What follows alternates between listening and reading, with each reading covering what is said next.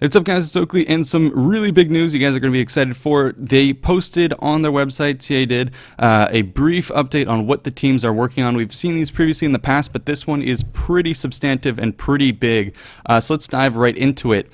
So the biggest thing that they have to announce is they say, wow, we're very excited for our fantasy title coming up. We now have 3 historical projects in full production.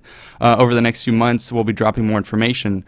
That is freaking awesome. A lot of people have been, kind of dismayed about the pace of fantasy, and so we have been having that historical itch waiting to be scratched. We knew there was going to be a big historical title, and there were hints that there was going to be other historical drops, but now they're confirming that there are 3 full ones. So let's dive into that. We'll pass real briefly over Arena and Warhammer and things like that.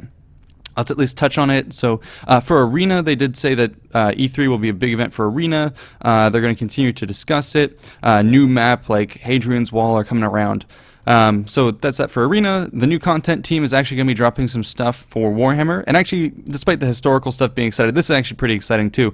So they do say they're going to be dropping a new unit for the Old Friend, or something along the scale of the size of the Blood Knight free LC. So the Old Friend is going to be coming around shortly. They say, we're not necessarily saying it's a unit specifically, but something along that scale. So that's going to be coming along. And then also what's really cool is they said there's going to be a new race pack that's going to be released later in the year before Warhammer 2 is released for Warhammer 1. They say it's not Kislev, sorry, but the new content team have come up with some rather unique gameplay mechanics for this race, and it will come with a small update to the main game and a free LC drop. That is freaking awesome. Great to see the support for the main title. Lots of free stuff came along, so that's very excited just for the fantasy side of things.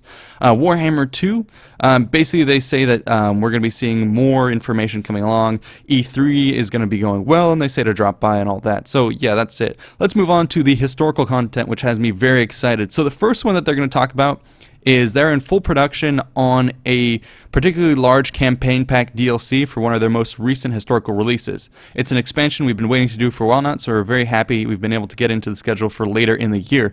Then they drop this image here of a Viking. So basically what this has me understanding is, well, the latest historical title.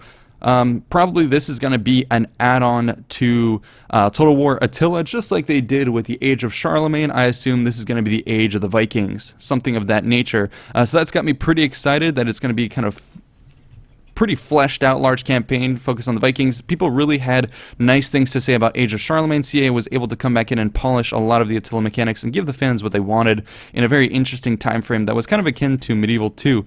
So I'm very excited to see what they end up doing with this Viking title. So this is freaking awesome. I know we weren't expecting this so soon, and the artwork looks great. So yeah, this has people very excited. So that's just one prong of this historical stuff coming out. The next one, so development of the next major historical release continues apace, with the team focusing on some fantastic UI and environmental work recently to capture the mood of the unique setting, and we've yet to explore in any previous Total War game. Again, we still don't really know what this means. They haven't dropped enough hints for us to specifically understand what it is, although there is a nice little hint dropped here. Other areas that are progressing nicely are the important character relations that occur between the major personalities in the game. So that kind of, if I were to take it at face value, that would kind of point me in the direction of something like the Victorian era, because it's talking about the character relations, and that would kind of be the leaders of various empires and what are their reactions to each other. Perhaps even talking about something akin to how Bismarck handled relations, but we know that CA isn't going to be going into really World War I or World War II type eras, so I don't expect this to really be talking about empires that late, but perhaps they could be talking maybe a bit more about dynasties. Maybe one of my major theories is this is going to be the Mongol period, so perhaps here they're talking about the leaders of various dynasties, the Song, the Mongols, the Caliph of Baghdad, different people like that you could cover. But anyways, this doesn't really tell us too much about what the title is. Next they say, now the designers can start modeling the various interactions and gameplay impacts and proposed features will have. Elsewhere, the campaign map is starting to come together in some new and visually exciting ways. Obviously, it will help set the tone and immersion for the whole game, and the artists have done an incredible job in realizing the style we're going for. So again, we've had some little information here, but really nothing to nail down the topic. So we have to wait for that. But go ahead and leave your comments below as to what you think this may indicate. Again, I think it's vague enough that it could go in multiple directions.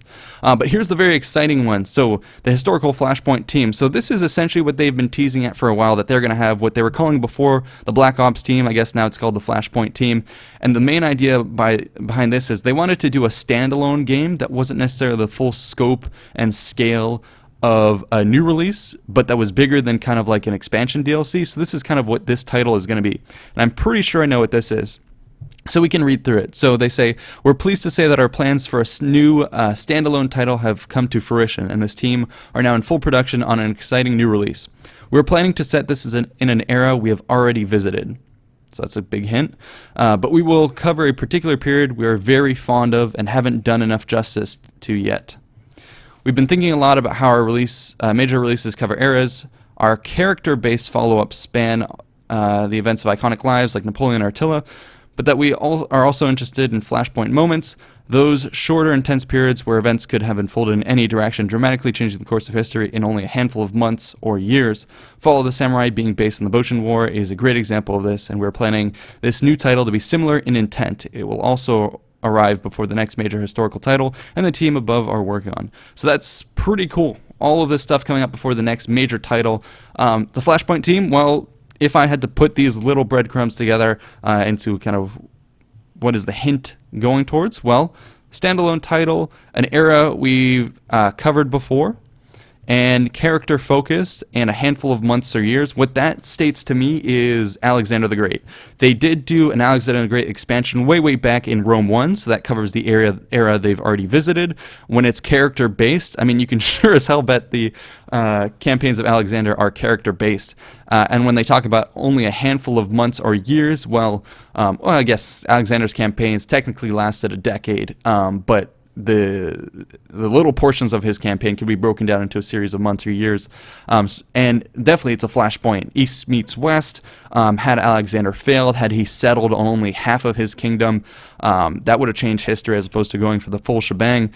So this is kind of a pivotal moment in history, or perhaps they'll be taking this period and going a little bit further to the wars of the Daiodoshi, the successor kingdoms. So that is my view of this. So in terms of the 3 different historical titles, we're going to be getting a standalone a large campaign pack DLC on the Vikings. Then the main title here, my bet is still on the Mongols, and then finally a smaller scale standalone on Alexander the Great.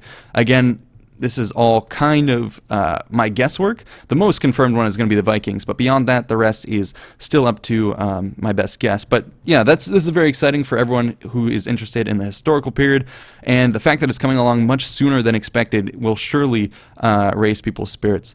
So that's it for this quick video. It has me very excited, and I am eager to see what you guys think these various titles are going to be in the comments below. So yeah, thanks so much for watching. See you in the next one. Peace out.